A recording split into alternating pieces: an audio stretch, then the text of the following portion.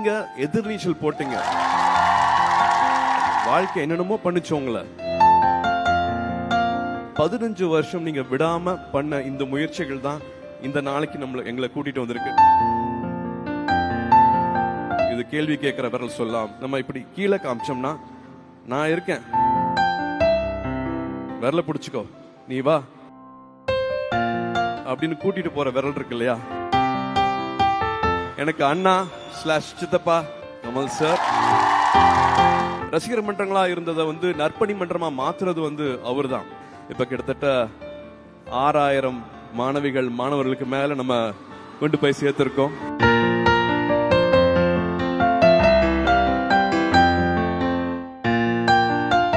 அறுவை சிகிச்சையில் குணம் இது ஆயுட்கால நிவாரணம். டாக்டர் ஸ்ரீவர்மாஸ். ஜெயச்சந்திரனின் அடடா ஆடியோ ஆஃபர் 5 முதல் 70% வரை டிஸ்கவுண்ட். சம்மர் ஹாலிடேஸ் வந்தாச்சு, நம்ம ஜிடி ஹாலிடேஸும் வந்தாச்சு. GT holidays, South India's #1 travel brand. நம்மளுடைய எவர் சார்மிங் சூர்யா சாரை மேடைக்கு அழைக்கிறேன். ஏன்னா அடுத்து பேச போறவர் மேடைக்கு வரும்போது நீங்க மேடையில இருக்கணும் சார், அதுக்காக தான்.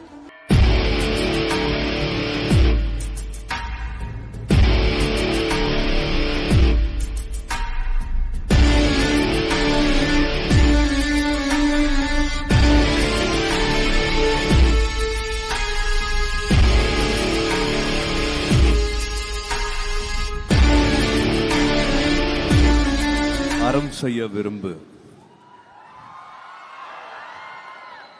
இந்த ஒரு எண்ணத்துல ஆரம்பிச்சதுதான் அகரம். அத்தனை பேர் அத்தனை பிரச்சனைகள் இருக்கு. ஒவ்வொருத்துக்கும் ஒரு விதமா தனி மனிதர்களா நிறுவனங்களா நிறைய உதவிகளும் நிறைய மாற்றங்களும் இந்த சமுதாயத்தில் செஞ்சுட்டு இருக்காங்க. நான் நடிக்க வந்ததுக்கு அப்புறமா 2006ல எனக்கு என்ன நடந்துட்டு இருக்குது, எனக்கு எப்படி இவ்வளவு அன்பு கிடைக்குது, இவ்வளவு அன்பு, இவ்வளவு மரியாதை, இப்படி ஒரு இடம் கொடுத்துருக்காங்களே, நான் என்ன திரும்பி செய்ய முடியும் அப்படிங்கிற நன்றி உணர்வு தான் அகரம். அந்த அகரம் எனக்கு வழி காமிச்ச ஞானவேல் அவர்களுக்கு நான் எவ்வளவு நன்றி சொன்னாலும் பத்தாது. தங்கைகளா தம்பிகளா 15 வருஷம் ஆயிடுச்சு விதை. எப்படி இருக்கீங்க? இதெல்லாம் பார்க்க எப்படி இருக்கு?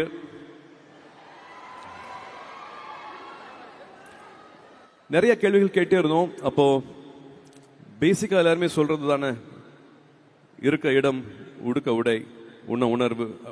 அந்த உணவு, உடை, இடம் இது எல்லாமே அடிப்படை தேவைன்னா, அதே மாதிரி அடிப்படை தேவை கல்வி அப்படிங்கறத நாங்க புரிஞ்சுக்கிட்டோம். அந்த கல்வியை கொடுத்துட்டா மற்றது எல்லாமே அவங்களே செஞ்சுப்பாங்க அப்படிங்கறத அப்பவே உணர்ந்தோம்.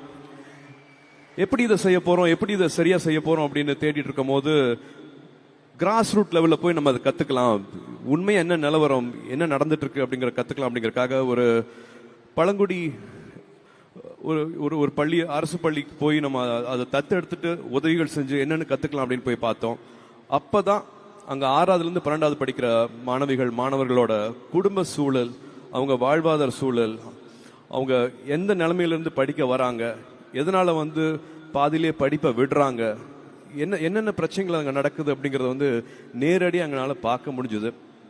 இது எல்லாத்தையும் எப்படி செய்யலாம், அந்த படிப்பை நம்பணுமே அப்படிங்கறதுக்காக ஹீரோவா ஜீரோவா அப்படின்னு ஒரு சின்ன ஒரு குறும்படம் எடுத்தோம். அதுல விஜய் அவர்கள் நடிச்சாரு, மாதவன் அவர்கள் நடிச்சாங்க, என்னோட ஜோ நடிச்சது, நாங்க 4 பேர் சேர்ந்து நடிச்சது. எல்லா கிராமத்துக்கும் எல்லா பள்ளிகளுக்கும் அரசு கொண்டு போய் அதை சேர்த்தாங்க. அப்பவும் அங்க தெரிஞ்சுக்கிட்ட விஷயம் படிக்கணும் அப்படிங்கிற ஆர்வம் இருந்தாலும் டீச்சர் இருக்க மாட்டாங்க, சில டைம் வசதி இருக்காது, வெறும் காலேஜ் அப்ளிகேஷன் வாங்குற கூட காசு இருக்காது, ஆனா படிக்கணும் அப்படிங்கிற ஆசை இருக்கும். பணம் ஒரு பிரச்சனையா இருக்கவே கூடாது, பணம் பிரச்சனை இல்லாம இருந்துன்னா அவங்க படிச்சிருவாங்கல்ல. அந்த மாதிரியான மாணவிகளை நம்மளுக்கு அரசு பள்ளி ஆசிரியர்கள் கை காட்டுறாங்க, அவங்க சிபாரிசு பண்றாங்க, அவங்களை எப்படியா படிக்க வச்சிடணும் அப்படின்னு பேசிட்டு இருக்கும் போது எனக்கு இப்போ நல்லா ஞாபகம் இருக்கு. சிங்கம் படம் ஷூட்டிங் நடுவில் எல்லாத்துக்கும் ஃபோன் பண்ணேன். ஒற்றை சிந்தனை இருக்கிறவங்க எல்லாத்துக்கும், அதே மாதிரி சிந்தனை இருக்கிறவங்க எல்லாத்துக்கும் ஃபோன் பண்ணி உதவி செஞ்சீங்கன்னா இவங்க எல்லாம் படிப்பாங்க அப்படின்னு சொன்னதுல 1 கோடி ரூபா கிடைச்சது. ஆளுக்கு 10 லட்ச ரூபா 10 லட்ச ரூபா அப்படின்னு 1 கோடி ஒரு தொடக்கம் அப்படிங்கிற நிகழ்ச்சி பண்ணோம். விஜய் டிவி கூட என்னோட அண்ணன் / சித்தப்பா / கமல் சார் அவர்களும் அப்ப இருந்தே எங்களுக்கு துணையா இருக்கிறாரு. அந்த நிகழ்ச்சி பண்ணதுக்கு அப்புறமா நிறைய பேர் வந்து அன்பு கொடுத்தாங்க. நிறைய பேர் வந்து மாணவர்கள் வந்து அப்ளிகேஷன்ஸ் அனுப்பிச்சாங்க. ஏகப்பட்ட அப்ளிகேஷன்ஸ். நாங்க 100 பேரை படிக்க வைக்க போறோம் அப்படின்னு ப்ராமிஸ் பண்ணோம். பட் அதுல எப்படியாவது 160 பேரை படிக்க வச்சே ஆகணும் அப்படிங்கிற நிலைமை வந்துச்சு. 100 பேருக்கு தான் பட்ஜெட் இருந்தது. 60 பேருக்கு பட்ஜெட் அப்ப இல்ல. திரும்பி கால் பண்ணோம். அப்ப நல்லுள்ளங்கள் எல்லாருமே ஒன்று சேர்ந்தாங்க. நிறைய கல்லூரிகள் வந்து இலவசமா அவங்களோட சீட்ஸ் கொடுக்கறேன் அப்படின்ட்டு முன் வந்தாங்க. அந்த பயணம், அந்த உறவு இப்ப வரைக்கும் அது போகவே இல்லை. 160 சீட்ல ஆரம்பிச்சது. இப்ப 15 வருஷம் கழிச்சு இப்ப கிட்டத்தட்ட 6000 மாணவர்களுக்கு மேல நம்ம கொண்டு போய் சேர்த்திருக்கோம். அதுல அகரமோட தனித்தன்மை என்னன்னா, வெறும் மார்க்ஸ் மட்டும் இல்லாம அவங்க எங்க இருந்து வராங்க, அவங்களோட வாழ்வாதாரம், அவங்களோட சூழல், அவங்க என்னென்ன பின்புலத்துல இருந்து வராங்க, அப்பா அம்மா இருக்காங்களா, அப்பா அம்மா இல்லையா, அவங்களுக்கு இன்னொரு 20 மார்க் கொடுக்கலாம். அப்பா இருக்காங்க, அம்மா இல்லையா, அப்ப இன்னும் ஜாஸ்தி மார்க் கொடுக்கலாம். ஏன்னா பெண்கள் இல்லாத வீட்டுல கல்வி கிடைக்கிறதுங்கிறது ரொம்ப அரிதான விஷயமா இருந்தது. அப்பா மட்டும் இருக்காங்கன்னா, அது அம்மா இருந்தாங்கன்னா எப்படியாவது வந்து படிக்க வச்சிருவாங்க. அப்பா இல்லாம அம்மா மட்டும் இருக்காங்கன்னா எப்படியாவது படிக்க வச்சிருவாங்க. ஆனா ஒரு அம்மா இல்லாத வீட்டுல அந்த மாணவன் படிக்கிறது ரொம்ப சிரமமா இருந்தது. இந்த மாதிரி 40 கிலோமீட்டர் தள்ளி வந்து படிக்கிறாங்கன்னா அவங்களுக்கு எக்ஸ்ட்ரா மார்க். இந்த மாதிரி கூரை இல்லையா, அவங்களுக்கு இன்னொரு எக்ஸ்ட்ரா மார்க். ஸோ +2 மார்க் மட்டும் இல்லாம தனியா ஒரு 200 மார்க் போட்டு உள்ளதுலயே டிசர்விங் ஸ்டூடெண்ட்ஸை வந்து அனுப்பிச்சதுல அத்தனை காலேஜும், அத்தனை ஃபேக்கல்டிஸும், அத்தனை ஹெச்ஓடிஸும் இந்த மாதிரி மாணவர்களை கொடுத்தீங்கன்னா நாங்க எவ்வளவு வேணாலும் சீட் கொடுக்கறோம் அப்படின்ட்டு 160 சீட் இப்ப வந்து வருஷம் 700 சீட் வரைக்கும் உயர்ந்துச்சு. இந்த நல்லுள்ளங்கள்னால மட்டுமே தான் நடந்துச்சு. இவங்கெல்லாம் வந்துடுறாங்க. ஓரளவுக்கு பொருளாதார தடையை வந்து நாங்க இன்னிக்கிறோம். பட் மனதளவுல நிறைய தடை இருந்துச்சு. தமிழ் மீடியம்ல படிச்சுட்டு வந்தவங்க இங்கிலீஷ் மீடியம்ல படிக்கணும். நிறைய economical diversity, changes, peer pressure, suicidal symptoms, இந்த மாதிரி ஏகப்பட்ட மனத்தடைகள் இருந்தது. அங்கதான் வந்தாங்க தன்னார்வலர்கள். அவங்களோட நேரத்தை கொடுத்தாங்க. அண்ணாவா அக்காவா ஆனாங்க. நீ வா, நீ இதை படி, நீ இதை நல்லா வருவே அப்படின்னு சொன்னாங்க. கை பிடிச்சாங்க. 3 வருஷம் 4 வருஷம் அவங்களுக்கு அண்ணாவா அக்காவா, ஏன் இப்ப கல்யாணத்துக்கு அட்வைஸ் கொடுக்கற வரைக்கும் இன்னும் தொடர்புலயே இருக்காங்க. அந்த உறவு வந்து மாறவே கிடையாது. ஸோ இது வந்து ரொம்ப அழகான பயணம். இதுல என்னையும் சேர்த்துக்கிட்டதுக்கு நான் நன்றி சொல்லதான் நான் இங்க நின்றுட்டு இருக்கேன். இது நான் ஆரம்பிக்கிறேன்னு சொல்லவே இல்லை. இது வெறும் ஒரு தாட்டா இருக்கலாம். பட் இங்க இருக்கிற கல்லூரிகள், இங்க இருக்கிற நன்கொடையாளர்கள், இங்க இருக்கிற CSR, இங்க இருக்கிற கார்பரேட்ஸ், அரசு பள்ளியில் இருக்கிற ஆசிரியர்கள், ஒரு போஸ்ட் மாஸ்டர், ஒரு ஆட்டோ ஓட்டுற அண்ணா, இப்படி வந்து சொல்லிக்கிட்டே போலாம். இங்க இருக்கிற அண்ணாக்கள், அக்காக்கள், அத்தனை பேரையும் சொல்லிட்டே போலாம். இவங்க இல்லாம இந்த ஒரு அழகான பயணம் கிடைச்சிருக்காது. இதுக்கு நீங்க முக்கியமான காரணம். உங்களோட விடாமுயற்சி தான் வந்து எங்களை இந்த 15 வருஷம் கூட்டிட்டு வந்துச்சு. நீங்க பாதியில படிப்பை நிப்பாட்டி இருந்தீங்க, இல்லாட்டி நீங்க இந்த மாதிரியான கனவுகளெல்லாம் நீங்க வந்து ஜெயிக்கல அப்படின்னா எங்களோட 15 வருஷ பயணம் இருந்திருக்காது. நீங்க எதிர்நீச்சல் போட்டீங்க. வாழ்க்கை என்னென்னமோ பண்ணிச்சு, உங்களை எதுவுமே கொடுக்காம இருந்துச்சு. ஆனா அதை பத்தியெல்லாம் கவலைப்படாம எனக்கு இதுதான் இலக்கு, நான் கல்வியை நம்புறேன், கல்விதான் எனக்கு ஆயுதம், நான் நிச்சயமா நான் படிப்பேன் அப்படின்னு சொல்லிட்டு 15 வருஷம் நீங்க விடாம பண்ண இந்த முயற்சிகள் தான் இந்த நாளைக்கு எங்களை கூட்டிட்டு வந்திருக்கு, நம்மளை குடும்பமா ஆக்கியிருக்கு. எனக்கு இவ்வளவு தங்கச்சிகள் கிடைச்சிருக்காங்க, இவ்வளவு தம்பிகள் கிடைச்சிருக்காங்க, இவ்வளவு உறவு கிடைச்சிருக்கு.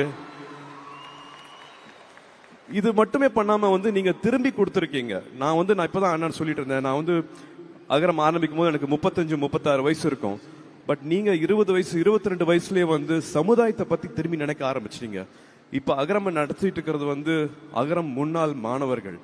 சோ அதுதான் வந்து எங்களுக்கு ரொம்ப சந்தோஷமான விஷயமா இருக்கு. இந்த செயின் வரணும், இந்த சைக்கிள் வரணும்னு ஆசைப்பட்டுட்டு இருந்தோம். அது ரொம்ப அழகாவே வந்திருக்கு. அது ரொம்ப அழகாவே நீங்க நடத்தி கொடுத்துட்டு இருக்கீங்க. கற்க கசடர கற்பவை நிற்க அதற்கு தக அப்படிங்கிற மாதிரி படிச்சதையும் பெற்றதையும் திரும்ப பல மடங்கா நீங்க கொடுத்துட்டு இருக்கீங்க. அதோட சந்தோஷம் சொல்லி மாளாது. இதுக்கு எல்லாமே வந்து ஒரு தாட் வந்துச்சுன்னா வந்து அகரம்ல இருக்கிறவங்க எல்லாருமே வந்து நிச்சயமா காரணம். நான் வந்து ஞானவேல் சொல்லுவேன், ஜெயஸ்ரீ சொல்லுவேன், ஆண்டனி சொல்லுவேன், கவிதா சொல்லுவேன், இன்னும் பின்னாடி இருக்கிற 1000 பேர் அத்தனை பேரையும் சொல்லணும். அகரம் இவ்வளவு கட்டுக்கோப்பாக, இவ்வளவு எதுவுமே இல்லாம தாமஸ் அங்கிள் சொல்லணும். இப்படி சொல்லிட்டே போயிட்டே இருக்கலாம். இவங்க எல்லாமே வந்து நம்மளுக்கு வழிகாட்டி வேணும். எனக்கு ஆரம்பிச்சது வந்து அப்பா தான். வீட்டில் நடந்த +2 ஃபங்க்ஷன்ஸ் தான் வந்து எனக்கு இந்த நிலைமையை வந்து கண்கூட பார்க்கறக்கு, நான் கனெக்ட் பண்ணிக்கிறதுக்கு எனக்கு ஒரு வாய்ப்பாக இருந்துச்சு. அப்படி பண்ணா இன்னும் அப்பாவுக்கு உதவி செஞ்ச ஆறுமுகம்னு எங்களுக்கு தூரத்து சொந்தக்காரர். அப்பாவை வந்து அடிக்கடி பார்த்தும் கூட கிடையாது. அப்பாவை கிட்டத்தட்ட ஒரு 15 வயசுல கிராமத்துல இருந்து இங்க கூட்டிட்டு வந்து வழிகாமிச்சு அவர் வழிகாட்டி இருக்கிறாரு. அந்த மாதிரி ஏகப்பட்ட வழிகாட்டிகள் இருக்காங்க அகரம் உருவாகிறதுக்கு. சிரஞ்சீவி சார் ஒரு வழிகாட்டின்னு சொல்லலாம். இன்னும் எத்தனையோ பேர் வந்து வழிகாட்டிகள்னு சொல்லலாம். ஆனா எனக்கு பர்சனலா ஒரு முக்கியமான வழிகாட்டி இருக்கிறாரு.